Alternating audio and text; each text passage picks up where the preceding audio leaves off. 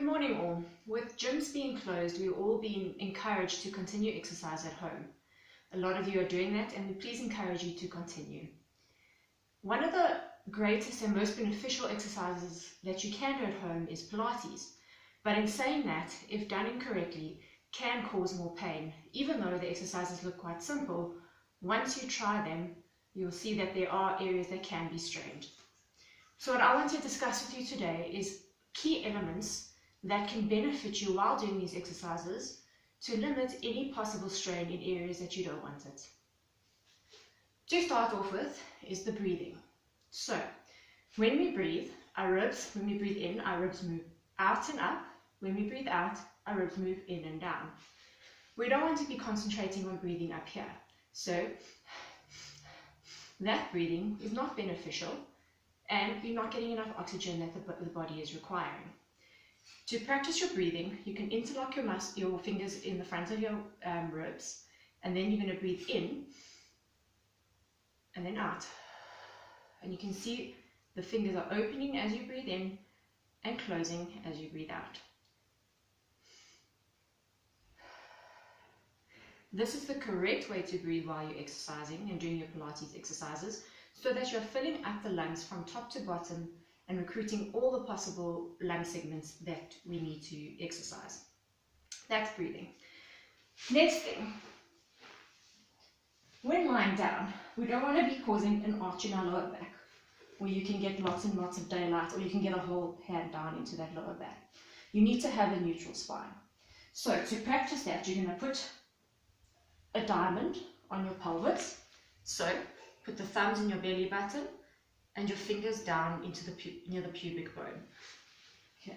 So you want to tilt your diamond up, then you want to tilt your diamond down.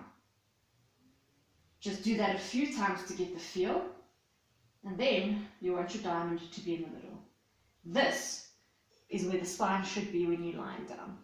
There will be a little gap between the back and the floor, but not a complete arched back and not a complete flat back. So again, you're tilting the pelvis, the diamond up, you're tilting the diamond down, and you're in the middle.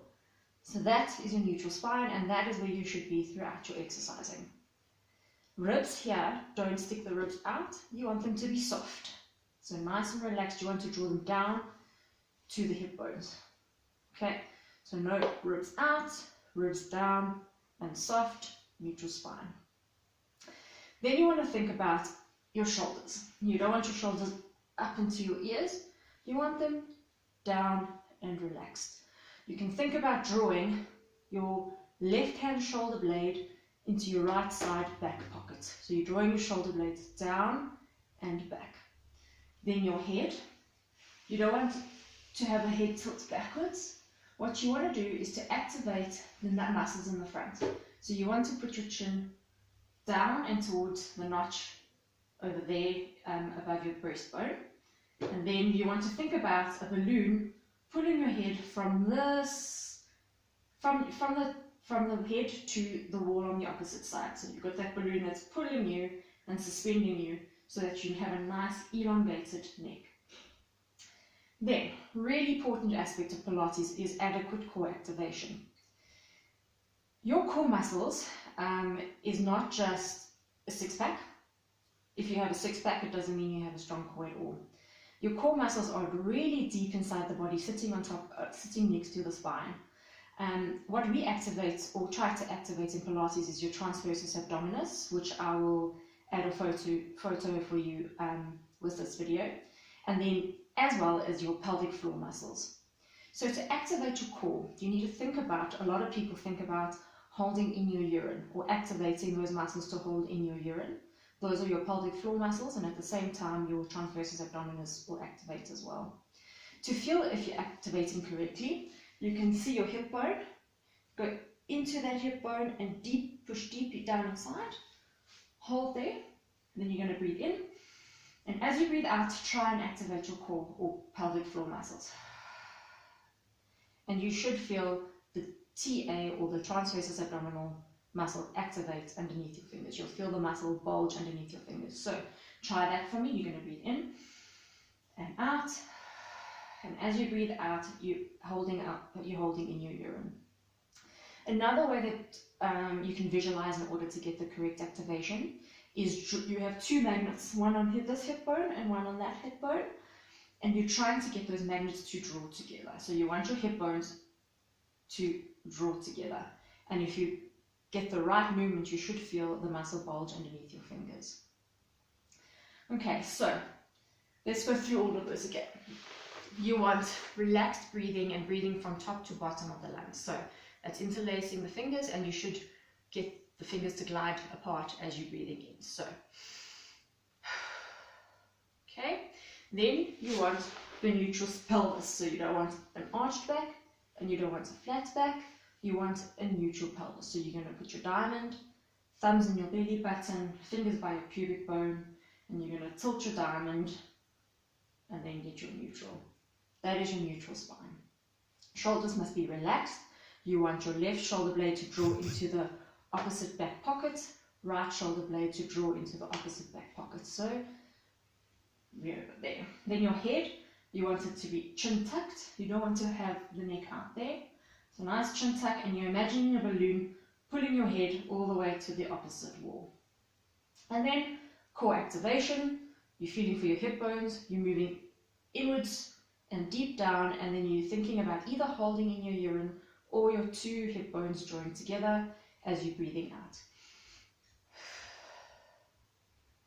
If you've got adequate activation, you should feel the muscles bulge underneath your fingers. So those are all the key concepts to take into consideration for all exercises that you do. I'm going to do 2 exercises with you, and I challenge you to continue with these 2 exercises for the week, keeping in mind all the key elements that I have just spoken about.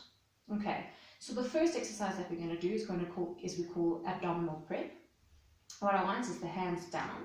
I want you to think about the hands being drawn from your center all the way down to the opposite wall, the same with your head. So your hands are pulling one way, your head is pulling the other way. Now what you're going to do, you're going to breathe in, and as you breathe out, you're going to bring the head up and back down again, and again.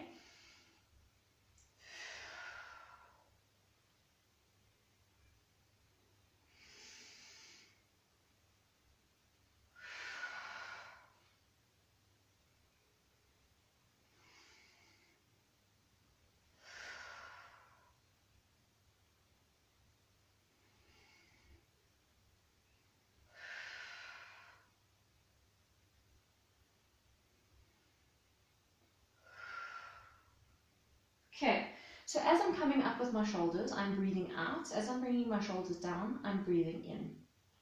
As I'm bringing my shoulders up, I'm thinking of pulling my arms towards that opposite wall, but my chin is still continuing to be tucked. So you don't want this movement, because you're going to then get a sore neck, and you're also not activating abdominals, so the possibility of back pain is also there. Okay.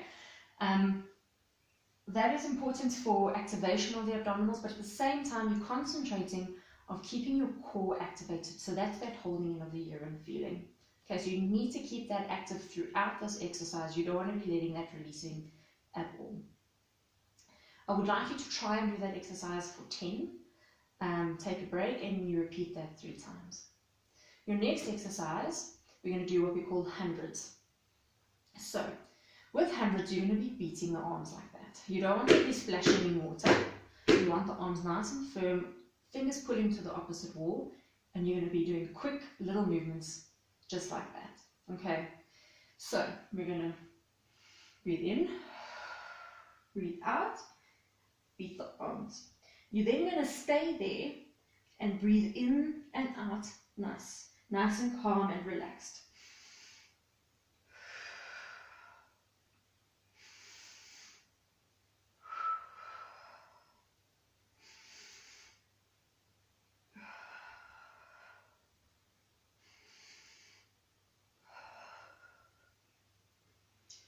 So again, for this exercise, the entire exercise, you're wanting to keep that core active.